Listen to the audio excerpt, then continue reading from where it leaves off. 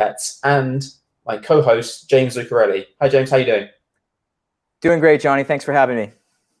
So we've got quite a unique session happening today. So typically myself or James have been holding a session as one and kind of taking you through some key core concepts about DSMC2, Ranger or Komodo.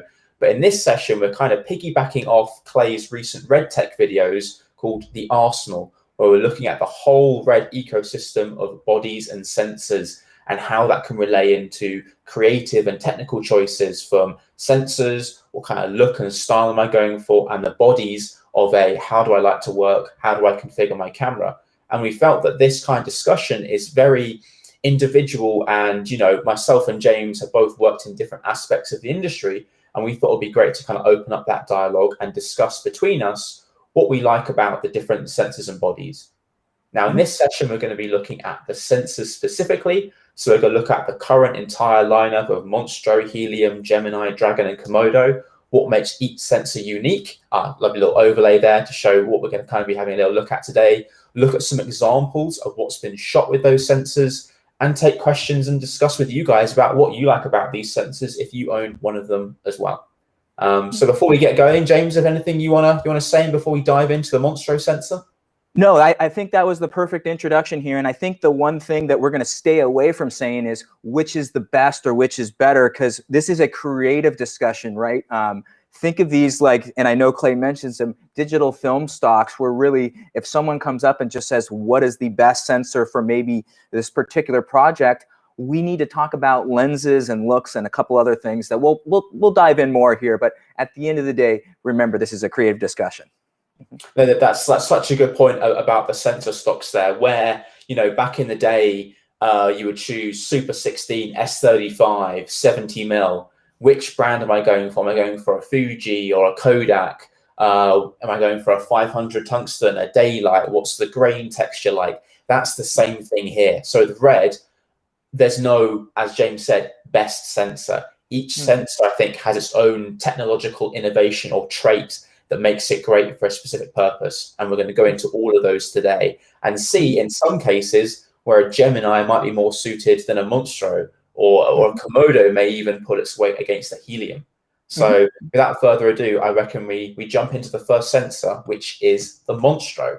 Now, I'm sure many of you are familiar with kind of what the Monstro sensor is, but just to give a quick recap of that sensor, it is a large format, so a VistaVision size sensor, so 4096 by 2160mm, an 8K sensor as well, 35.4 megapixels. You can see the dimensions there. And what this really essentially means when we're looking at a large format sensor is the dynamics in terms of what that's meaning for dynamic range, noise performance, low light capabilities, but also lens choices. So let's dive in initially and just look at the pixel pitch. So the pixel pitch is I'm just going to turn that little slide off there quickly. The pixel pitch is the physical size of the pixels on the sensor. Now, this has some benefits, or at least some things to look out for and consider. So the larger a pixel pitch, you can kind of think of it like a bucket or a full well.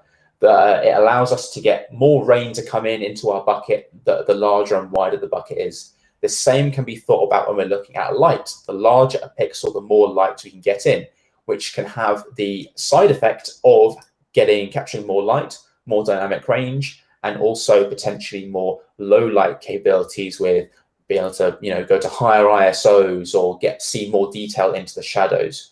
Now, that's not the only thing. A pixel pitch doesn't just dictate the dynamic range and sensitivity. It's also the technology behind the pixel. And there's going to be some comparisons later on where one of our cameras that has a smaller pixel pitch than another actually performs slightly better because of the technology behind that pixel. So I know there's a little bit to digest there, but the Monstro has a 5 micron pixel pitch. So just bear that in mind when we're looking at the cameras as we go down the line. Now, because of the technology behind the pixels, we have fantastic low light capabilities on Monstro. We've got fantastic ability to shoot at high ISOs, 1600, 2000 ISO, and get a really nice kind of texture. A lot of people feel that the images are very low noise as well, and we'll show you some examples of that in a moment. But it's also kind of the ability to retain color information in there as well. Retain color in the blues and the reds, and it not get, washed away and kind of, go a bit brown and muddy. This is really where that technology of the Monstro sensor really comes into its own. Just a few more bits here. We've got some fantastic high frame rates. You do 60 FPS in the full 8K full sensor and 75 FPS in 8K widescreen. Now, we all are familiar with the benefits of a large format sensor, what that means lens choice wise, using those beautiful Cooke large format anamorphics, Leitz Thalias, Leitz Primes, Zeiss Supreme Primes. There's a whole host of large format lenses out there, which can really help us dictate a cinematic, a super clean, a sci-fi look.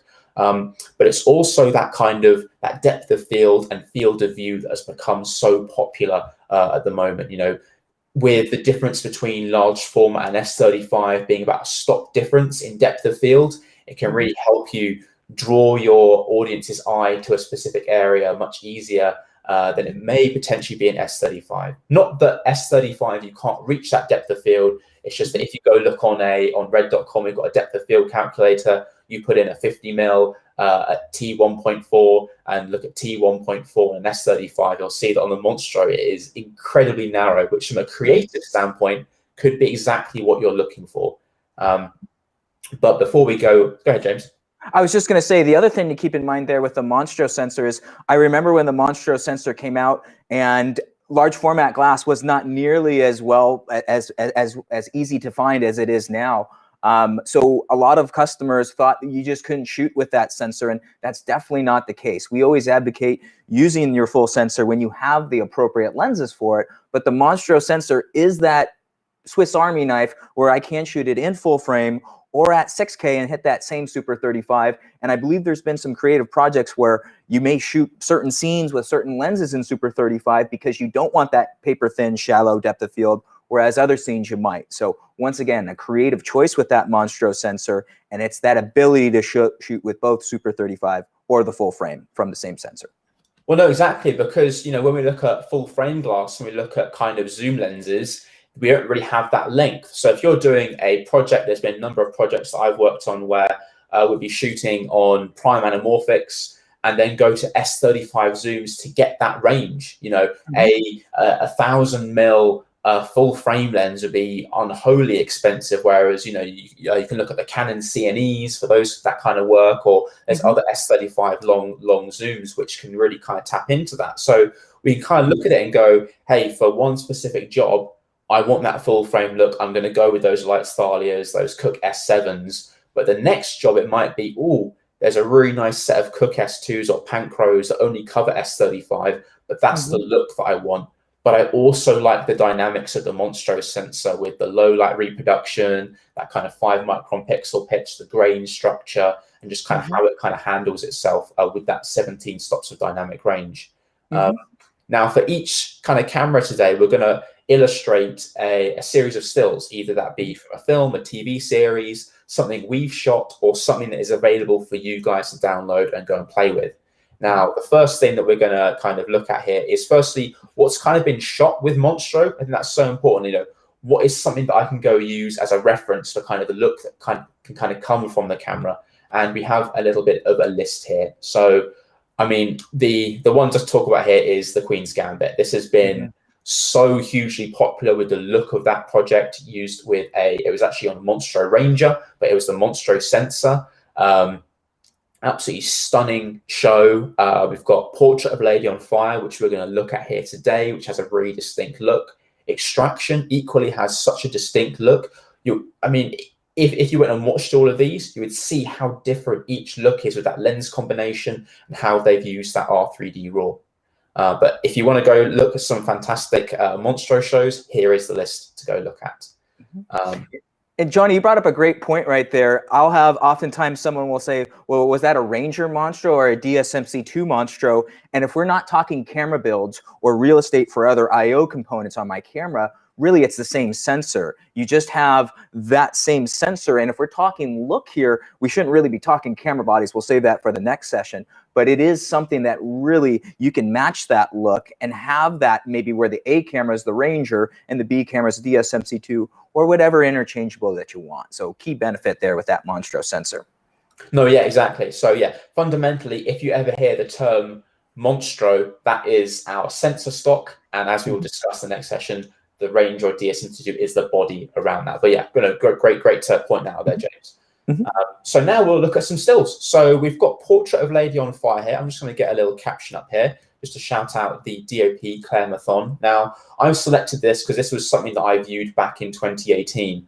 And this was probably one of my favorite films I've ever seen projected in 4K. It looked absolutely stunning. And if you guys can, definitely go check it out. It's a foreign film. I watched it in French without subtitles, so I really had to backtrack to my school days of my French lessons. But it is absolutely stunning. And let's look through some of those stills. So let's ping some of those up here. So I've kind of selected a series of different stills. We've got some low light day exteriors, some night exteriors, some interiors, and some night interiors, just to show the breadth, firstly, of this film with the different looks and styles they've gone for, but also the Monstro in some different lighting situations. So kind of looking at this still here, you know, we're still retaining detail down there in one of the actresses just coming off a boat at the very start of the film. Lovely dynamic range there in the background, and really seeing that transition from the blue of the water to the warmth, obviously, where the sun is kind of rising there. And take a look at some of those rocks, right? There's some 3D-ality when you start shooting large format and 8K, where you actually get to see some of the bend in some of these rocks, right? I can see that that's a little terrace there or a little port through that hole of that rock there, but I can also see some of the bend in the curve on the shady side of the rock. So really what I notice with large format is that magnification and that separation, but also that 3D-ality that you get there, where I can really see, okay, the distance between our two subjects here. No, definitely, no, exactly. Just kind of going through some other ones here, kind of moving into low light here, and this is really where Monstro really starts to shine. We've got a single candle illuminating the actress who has obviously come to the door there, and we're still seeing the red in the lips. We're seeing the different types of material on her dress. You know, we're seeing the pink on her hands, and we're seeing a little bit of detail in her eyes there. We can just pick out the pupils in there. But also you'll notice in the foreground here, we're seeing detail on the back of the actress. So we're seeing she's obviously got a satchel kind of wrapped around her. We're able to pick out and get a sense of what's kind of going on in that scene as if we were kind of there. And that's kind of what our eyes will be picking up as well. Moving through some other kind of low light shots here, we've got A Lady on Fire, hence the name of the film. Picking up, we can see that it's not quite a black dress. It's a little bit off, maybe a little bit navy blue. We're still picking that up. We can see in the background some of the reeds there, all being obviously illuminated through other lights there, but we're still picking up that detail really, really nicely.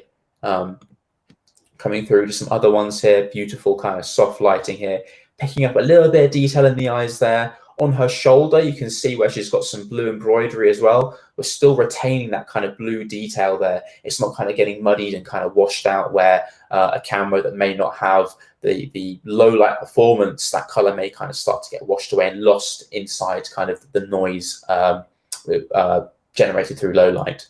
Now we'll kind of flip-flop to some kind of, you know, beautiful kind of bright day exteriors, a beautiful shallow depth of field here. We're instantly drawn to her eyes here. You know, I'm picking out, you know, you can see that the different shades of blue in her eyes, going a little bit yellowy, browny there in the middle. I can tell it's a cold day. I can see some of the veins in her skin. Obviously, thanks to an 8K sensor, by having loads of pixels gathering lots of different color information, we can pick out those subtle transitions where if you were shooting on an HD camera, you may have 1 pixel to cover quite a large area, but having 35 million pixels to cover fine detail in a face, you can really pick out those kind of subtle transitions within the image. Now, another example of depth of field, this is probably one of my favorite shots in the whole film here. Super, super shallow depth of field here. I mean, James, I don't know about you, but I'm drawn instantly straight to her eyes here again. You can't, there's nothing, I mean, you can't not be, right? You have those soft, you know, as Mark Toyo likes to say, milk bottles in the background there. We're really just pulled right into her eyes there. And, you know, I back to the previous scene, and we don't have to go back. Remember with Monstro, it's not just low light capability, it's that full 17 stops of dynamic range, right? To get the dark, shady parts of an underneath collar, as well as the bright spot that's getting hit by that sunlight. There's a reason that that's our premier sensor, and it's not just low light, it's that entire dynamic range that you do get with the Monstro sensor. It's one of those things where almost a Monstro, you can kind of really think of it as an all-rounder. You know, it's, you know, we'll touch on kind of Gemini and kind of Helium and Komodo, where they've all got their own unique traits, but Monstro really kind of covers almost all of those bases, does all of them very well, but not the best out of, you know, Gemini's low light, all those kind of things. That's definitely one thing to consider if you kind of, you know, going for a dramatic piece, you know, going large format can really help draw out that look that you're kind of looking for. Go ahead, James. Are you going to say something there? No, keep going. We're so good. Going through a few more stills there, just to illustrate that, you know, firstly how stunning this film looks, and just seeing the different areas where the Monstro sensor can help capture the look that you're setting as a creative. A few more here, just different situations, very dark over there in the right-hand side. Obviously, we can't really get a perspective of grain structure because we can't play clips here on YouTube, but definitely go watch those trailers, view it in 4K, stream it if you can. And the final still here, just to, again, illustrate the low light capabilities.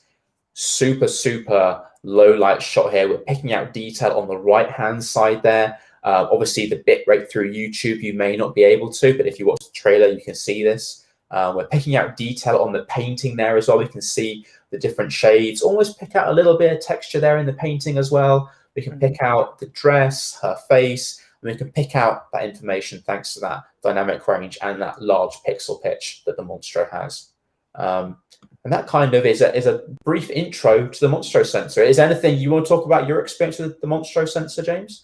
No, I think we've definitely hit that right on the head, and I was actually going to kind of segue that right into the Helium sensor, and we'll stay with 8K, but now we're talking 8K Super 35.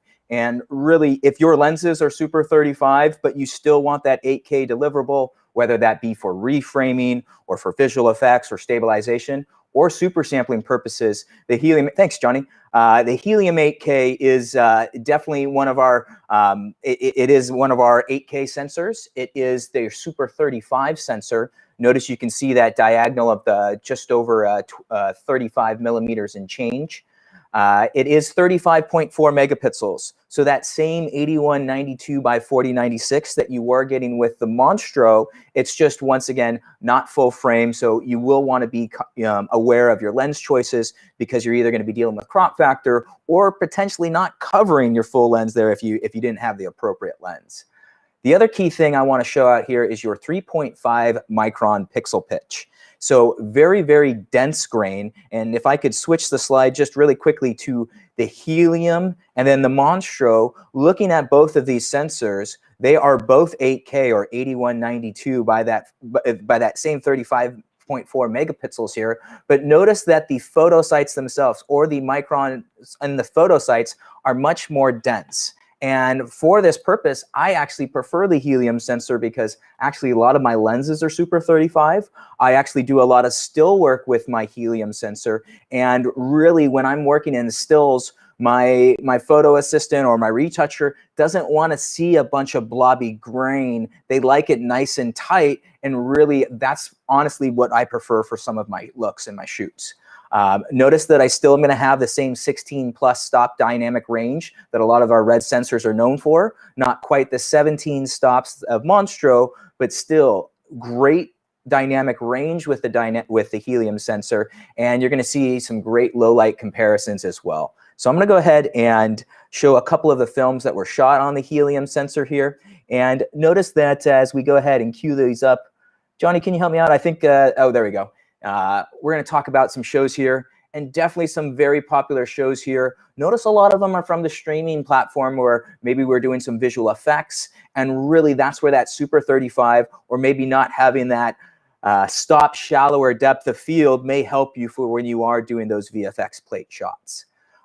You still can have a very shallow depth of field or a very artistic looking show here, as we see such gorgeous shows as Mindhunters or Irishman or Narcos. But we also have some great theatrical big blockbuster releases like Guardians of the Galaxy or Bird Box or Money Heist. So some great films here shot on the helium sensor. I mean, actually, James, on one of the shows there, actually Money Heist, I kind of remember speaking to the DP Miguel, who had tested helium and the Monstro sensor, but actually he opted to go for the helium sensor because he loves his set of Leicas. He loves his Leica Summicrons, and for him, that's what dictated the look. So again, this is a first example of where although the Monstro sensor is the most expensive one, opting for the helium for those creative choices around the lenses and what S35 can still bring. I definitely think at the moment there's definitely been a lot of discussions around large format just kind of taking over. I by no means think that large format is and S35 is going away. S35 has a huge array of creative lenses. And the first that always springs to my mind is the Cooke Panchros and some old, Russian rehoused lenses that have, beautiful kind of soft looks. But anyway, sorry, carry on there, James. But the two key points that I took away there from was he did some testing, right? Don't just take someone else's word for it. And the other reason was because the lens that he loved, that he's probably spent either time or a considerable amount of money collecting and getting used to, he doesn't want to change that. So once again, back to that creative choice. If you have that very specific Hawk lens that is only Super 35 or full frame, it's not going to be able to be rehoused or adapted to have that same look. You always want to use the lens in its truest form with the sensor that it was meant for. And what we're going to go ahead and see here is a wonderful production here that was shot on the helium sensor at Eternity's Gate here. And we're going to go ahead and cue up a couple of stills from there. The DP, and pardon my French here, Benoit Delhomme. I probably got it better on that second one here. I overthought it. But gorgeous, gorgeous film here about the Impressionist painter Edgar Van Gogh. If you haven't seen it, we're going to cue up a couple of stills for you here. And remember, helium sensor shot on 8K, but it's not just for visual effects. It's not just for punch-in or for stills. This is, once again, looking at some incredible dynamic range here, shooting right into the sun or maybe shortly there off of the sun, and playing with some of those specular highlights while still retaining detail in those shadowy areas. I think the one thing that I'm noticing here as I click through some of these stills are very, very tight grain structure here. And I know Johnny mentioned that you may not see this in the YouTube with a freeze frame here, but go ahead and check out some of the trailers or check out these films on Amazon or wherever you want to stream them. They're available for rent or for purchase. And some gorgeous, gorgeous skin tones here, some low light reproductions here. And I do want to point out that these were shot on the Kowa lenses as well. So if you are wondering why some of the shots are maybe fishy or a little bit bendy on the corners, well, that's the desired look. They're going for that purposely, and they're really doing that to kind of show you the fractured state of mind that Edgar Van Gogh has when he gets into some of these uncomfortable situations walking around the French countryside here. Wonderful, wonderful film here. And Johnny, I know you and I have gone back and forth on this film on just either some of the low light capabilities here or some of the scenes like this that look, once again, very different than the Monstro sensor, but have a very particular look that you might be going for. I mean, also, I'm noticing that in this film, he's loving his close-ups. He's still going in there for that shallow depth of field with these lenses. And obviously, we're getting that beautiful kind of softness when he's going up close. It's not that you have to go large format for shallow depth of field. The helium can still bring that to you. And owning a helium, it is something that when I do mention to whoever the subject is that I'm shooting them in 8K, their first reaction might be ooh, I don't know if I want all that resolution close to my face. But being able to capture that information, right, to either be able to window it out or maybe to perhaps have that more accurate skin tone here. I know previously in the previous film, we were seeing some of those imperfections in the skin because we wanted to show that, right? I would rather capture it and then not have it capture, kind of back to your megapixel point we made earlier. I mean, actually, that kind of brings to mind a talk by Panavision, actually, that they did a while ago about 8K. And the lengths that lens designers go to create unique characteristics and those imperfections, again, earlier talking about 8K and capturing detail, it's capturing the characteristics of the lens as well. It's a fantastic talk by Michael Cioni. Definitely go check it out. He talks about the relationship of lenses and resolution. I just wanted to pop that in there because I just sprung to mind there, James. So, No, great feedback too. And we always love when we can get any feedback from Michael Cioni or Mark Teoa. These are all customers and shooters that have been working with Red for literally decades now, and so definitely guys that are big go-tos here. And back to capturing the detail of the lens here.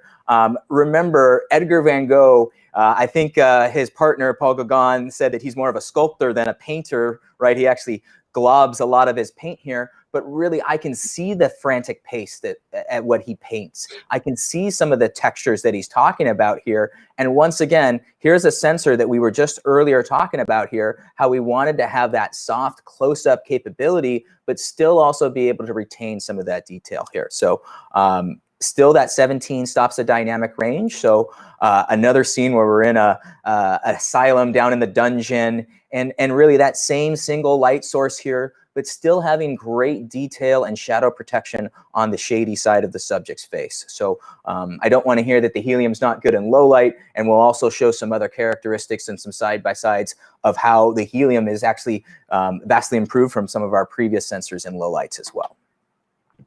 I mean, also one of the things here is that helium is incredibly versatile at the price point that it's at. So when you're looking at the cost of a Monstro, what that entails, whereas somebody who does a broad array of work, maybe you do commercial work, maybe you do a little bit of documentary work, and you're getting heavily into narrative, it's really great at spreading that kind of ability to kind of work across all of those. Whereas the large format, documentary work can be a little bit harder when we're thinking about depth of field and the lens choices that you can have.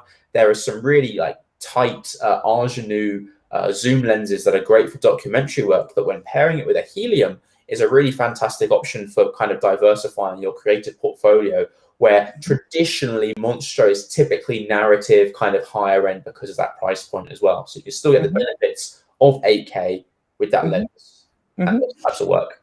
And it's also nice when I'm pairing, my fiance has a Dragon sensor, so if we're both shooting on Super 35 glass, I make sure that I'm shooting 8K, she's shooting 6K. Notice I'm not shooting 4K with my 8K sensor. I'm not using that 3.5 micron tight grain and using that aggressive crop. I'm using that full sensor. Why? That benefit of super sampling, that benefit of having all of that extra resolution is going to make that image be that much better when I do my final deliverable in whatever resolution I choose after it. Well, it's interesting because you actually own a helium, don't you, James? And you shoot quite extreme sports, don't you? Surfing, that kind of stuff, where being able to punch in is vital for you. Oh yeah, very vital, and it is something where I'm oftentimes mixing with other camera systems that aren't shooting in as high of a resolution, so they hear 8K and I literally have been called gigabytes and get out of here when I walk in the door, but it's something where I change my red code, right? I find out what a data rate they're comfortable with, and once again, we're not shooting for cinema 90-foot screens. Oftentimes it's maybe for a 4K or a 1080 deliverable at best.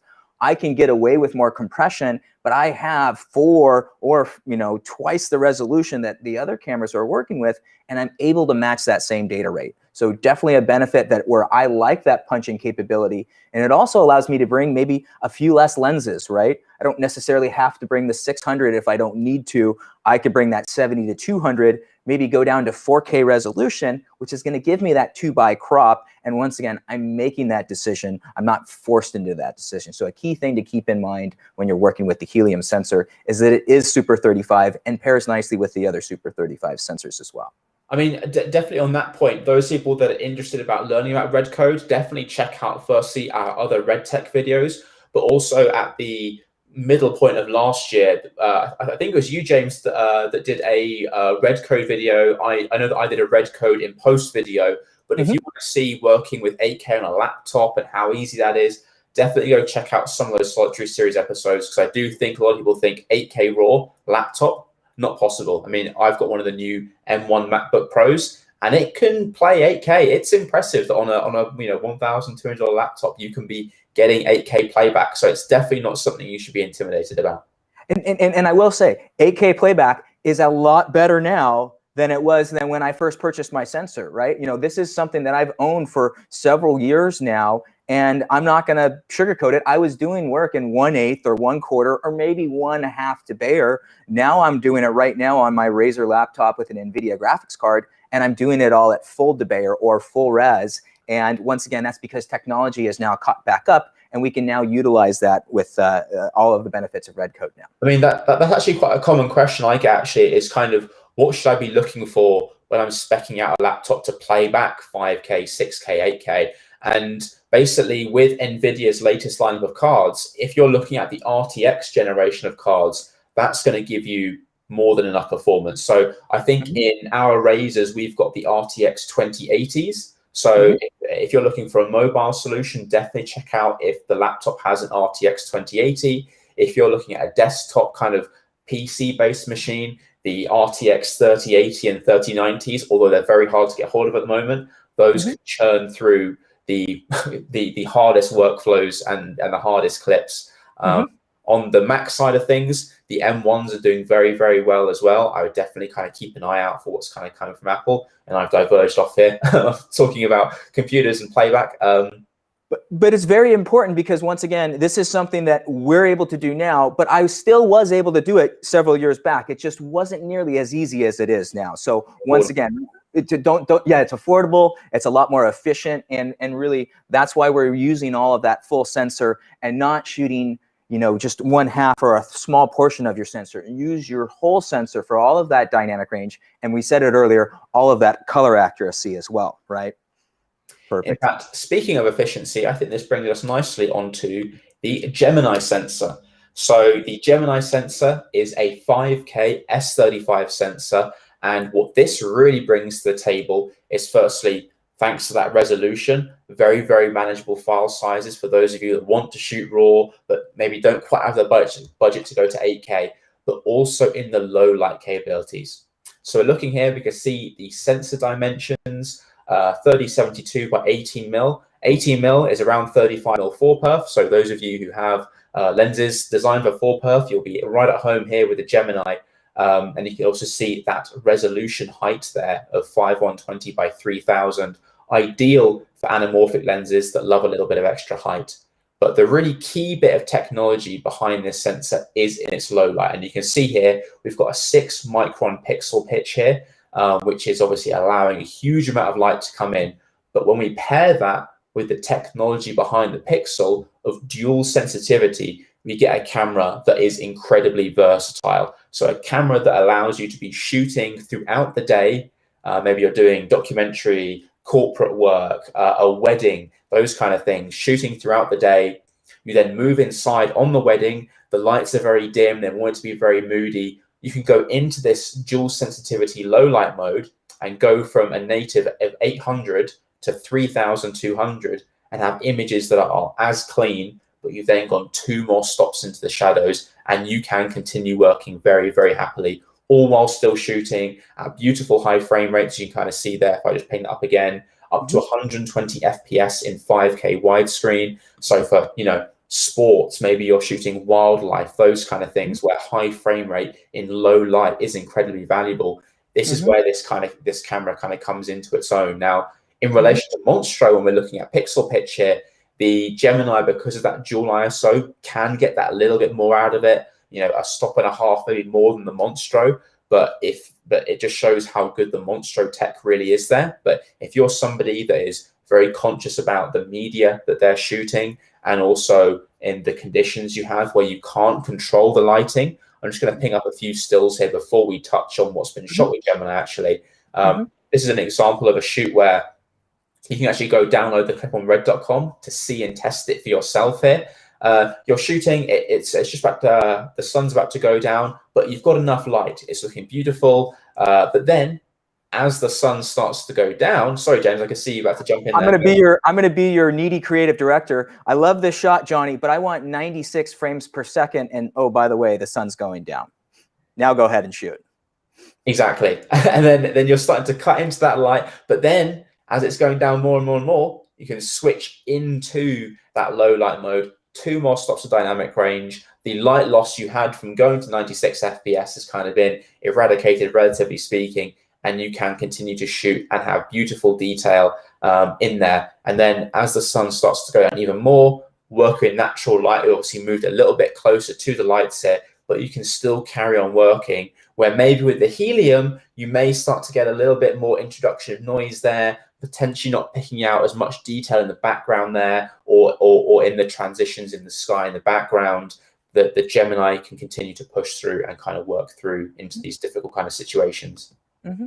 And if I'm on that same shoot with you, sitting side by side with the Gemini, I could definitely probably get that same shot right there by that pier. But then you told me 96 frames per second or high frame rate. And that's where we would probably start having a conversation of, can we shoot 24 with a wide open shot? I mean, honestly, those are just some of the limitations, right? You definitely can't shoot all of our sensors in low light.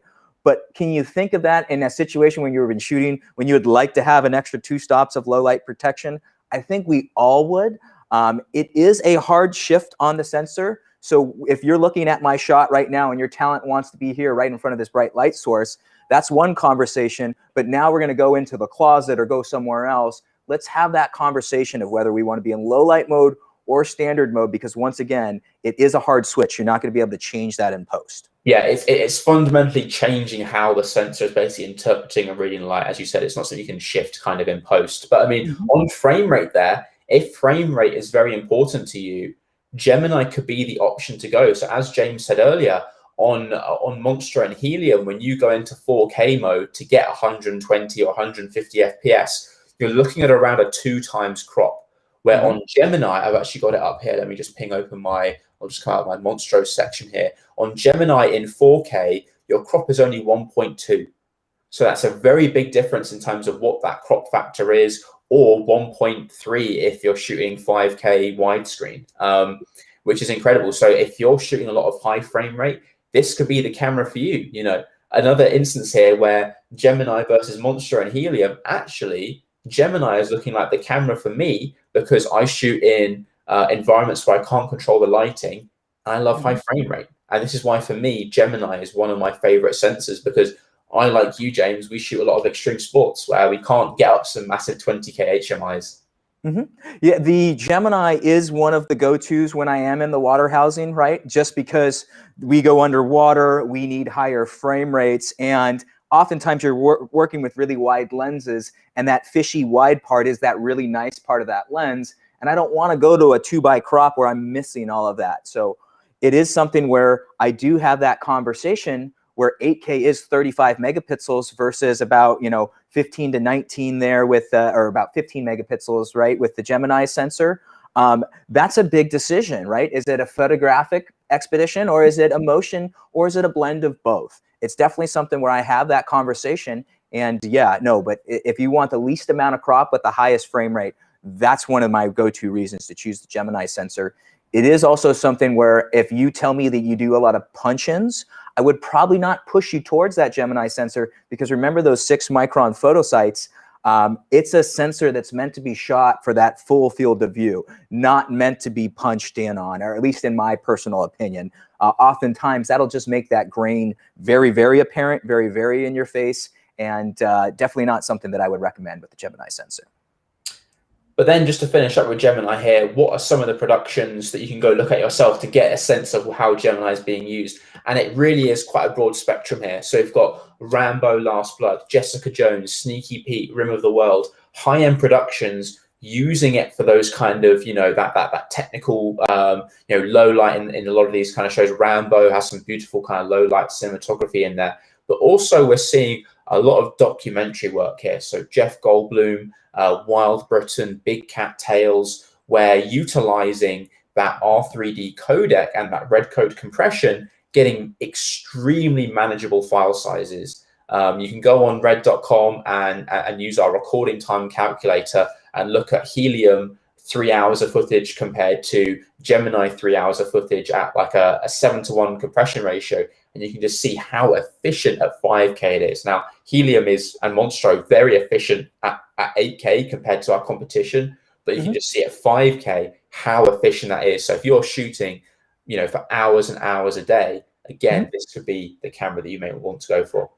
I just had the calculator up right before this. So you're roughly looking right around, 70 megabytes per second if you're shooting around that Netflix standard with your Gemini. And if we were doing the same thing with the helium sensor, it is a modest 130 megabytes per second. But listen to what I just said there. We cut our data rate in half. Exactly. Yes, you did grow your resolution, but go try and shoot a 16-bit raw file that's Netflix approved for around 70 megabytes per second. That's the efficiency that you're going to get with that Gemini sensor. I think that brings us nicely onto the Dragon, which I think is probably one of the best use cases of a sensor stock that I think we'll discuss today. And I want to pull up this slide. I know it's come up a couple of different times. What you're really looking at here is all 5 of our current sensors, and you're looking at that Bayer pattern, and it wasn't a red thing. This is originally created from Kodak. I believe it was Dr. Bayer himself. There is twice as much green as there is red and blue. But notice when we're talking about those microns and the Monstro with that 5-micron pixel pitch, notice that the Dragon sensor is also that same 5-micron pixel pitch. So very nice if you did want to pair a Super 35 sensor alongside that full-frame Monstro. And it is also one key thing to bring up too when we talk about the Dragon sensor. And I'm going to bring up some of the gorgeous shows that were shot on the Dragon sensor. And really, these all have that very much that filmic look, right? You're seeing Blue Planet and Portrait, Gone Girl, or award-winning films like The Martian here. And really, when we look at the facts of what makes Dragon, it's because it is that same 5-micron pixel pitch. It has that very much that Dragon look right out of camera. And I think, Johnny, is that not the #1 comment we hear after the Dragon sensor? Typically when someone's talking about the Dragon sensor, typically the next sentence after that is talking about the look of it, right? It's got a very specific look. I mean, that's really the thing that really sets out that kind of Dragon sensor is the look behind it. And actually, there's a show there that I actually worked on called Dark Crystal. Now, Dark Crystal, when did we shoot that? 2018, I think? 2017, 2018. Oh, I thought it was a long time ago now. And essentially, they tested Monstro, Helium, and Dragon sensors side by side, had all the budget in the world, but went with the Dragon sensor because the look suited this kind of whimsical, mysterious, fantasy kind of land when paired with the Cooke Anamorphics. Now, we did use a flavor that was the VistaVision Dragon, but it's still built on the same kind of architecture behind the Dragon sensor, so the same look is still relevant here. But because of that look and texture, behind how highlights are handled, skin tones, all those skin tones were green because of all the monsters. It was selected because of the Dragon look and that sensor stock. And for anyone that shot with the Dragon, you did know to feed that sensor a lot of light. And when we did come out with the helium sensor, I just wanted to show you a nice side-by-side, and a big shout out to Mark Toya for putting together this lovely Super 35 review. It's a couple of years old. But I just wanted to show you that you can shoot that Dragon or that helium both in low light and have a very usable, gorgeous looking low light shot here. However, when we start doing that 200, that 400% punch in, you can just see how that helium sensor with that tight 3.5 micron photo sights versus the 5 micron photo sights with the Dragon, coupled with the fact that it's newer sensor technology, it's really something where it now lets us have some reasons to have that discussion of, hey, maybe why we would choose one sensor over another. You know what? Maybe we're not as less concerned about that because it's not a low light shoot. We're bringing plenty of lights. We're more concerned about the look. Great reason to stick with that Dragon sensor. I mean, that's one of the things there in terms of pixel technology that's really key. A lot of people will associate pixel pitch to a better dynamic range or low light. Dragon there with 5, Helium 3.5, and as you showed there, it was getting more detail and at a lower noise level there because of the technology behind that pixel. And that's just because there's mathematically 35 million pixels. Yes, a bigger well captures more light until I have exponentially more wells to capture that light. So that's what you're just seeing there, right? The differences between the two. Now, when we talk about Dragon, very near and dear film that I love, Straight Outta Compton, right? The DP was Matthew Libatique, directed by F. Gary Gary. I'm going to cue up a couple of stills here. And right off the bat, I'm going to start with one. And I know we were talking about low light performances. And anyone that's seen this film, the whole film is shot pretty much at night or under halogen street lights, or maybe some dim smeared light coming from an, from a maybe from a source that's coming from out of scene. But here, really what we're seeing here is that Dragon sensor holds up very well, beautifully in the daylight, 5600 Kelvin, but it's still, once again, that gorgeous sensor when we want to go in low light and shoot some challenging skin tones in dark low light conditions with fluorescent lighting, and it looks gorgeous. I mean, yeah, there's so much mixed lighting in some of these shots from different sources, and pairing that in low light, that's kind of almost a recipe for disaster sometimes. But here, Straight Outta Compton is honestly one of my favorite films of all time, and it's just such a great use case of the Dragon sensor capturing the feel and the tone of what these amazing people on this film really put together, from art direction to colorists and everything like that. Mm-hmm. And I'm purposely going from darker scenes to scenes where I have challenging highlights, right? Or scenes where I maybe have flat out looking right directly into that light source with different skin tones, and it looks gorgeous, right? So very much still has that very filmic Dragon look to it. I never once was watching this and felt like I really had something in my face. It was very much like I was watching that filmic movie, and very cinematic, and it was just a gorgeous film. Which lenses were they on again? I believe it was also on the Super Speeds and the Kowa lenses. Oh, that's a bit of a mix there. Yeah, some very kind of different style kind of looking lenses there. Yep, but once again, different scenes, different reasons to use those different lenses. And once again, we were able to have a consistent look throughout that whole project. And yeah, thank you for bringing up the lenses, because we all know really that lens is what's going to dictate a lot of that look. And oftentimes we should start there before we even start getting into the sensor stock of what that creative choice to go along with it. I mean, also with 6K there, in comparison to Gemini, for somebody who wants to do a little bit of stabilizing, a little bit of punching in, having 19.4 kind of somewhere around there megapixels when you're delivering for 4K gives you that little bit of extra wiggle room, where 5K hasn't got quite as many megapixels in comparison. So for somebody looking to get into a cinematic camera, the Dragon at the price point that it's at, because of the history behind that sensor, can be very affordable to get into, and be a gateway drug into Red, because obviously you can upgrade the sensor. You could start with a Dragon in a few years or a few months. Go, actually, I'm kind of ready for that 8K helium now, better low light, 8K future-proofing myself. So again, lots of different reasons to potentially choose a camera sensor. And I'm grabbing the Komodo right here. This is my Komodo ST. I mentioned earlier that we do have a 6K Dragon sensor in the family, and now having anyone that maybe is looking at a Komodo but needs the higher frame rates in that 6K range, Dragon sensor, right, is going to have that same 16 stops, not going to have such things as phase detection, global shutter, and we'll talk more about the Komodo sensor here coming up next. But once again, really great option to have a 6K Super 35 with high frame rates and some of the other benefits that come with DSMC2. No, exactly, 100%, which, as you've shown there, bleeds very, very nicely into the Komodo sensor. Now, obviously, this is the newest sensor and body that we have on the market. So I'm sure loads of you here are familiar with our other Solitary series and seen loads of content being posted all online, and some of the really exciting shows from Matrix to Songbird that have all been kind of shot on this Komodo sensor. But what are the kind of the key aspects to this sensor? And I think for me, what really stands out is that 6K S35 global shutter.